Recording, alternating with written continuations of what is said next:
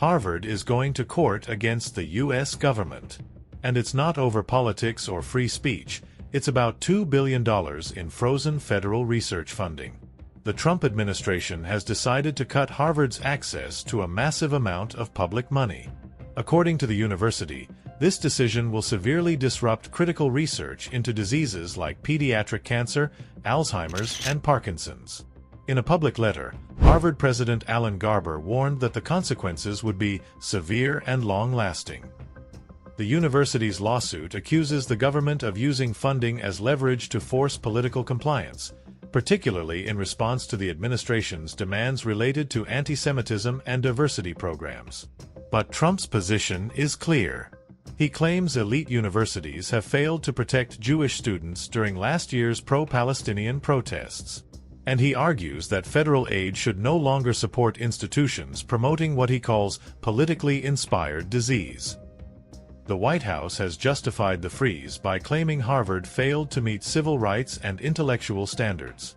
Among the demands were mandatory ideological audits, investigations into faculty for plagiarism, and surveillance of students deemed hostile to American values.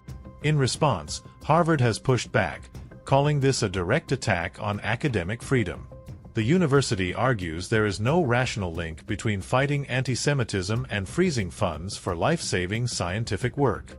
It warns that the federal government is overreaching, using its financial power to interfere with internal academic decisions. The lawsuit states that withholding the funds violates constitutional protections and questions whether the administration is using funding threats to impose a political agenda on campuses across the country. Harvard's $9 billion in annual federal funding is now under threat. On top of that, its tax-exempt status and even its ability to host international students could be at risk.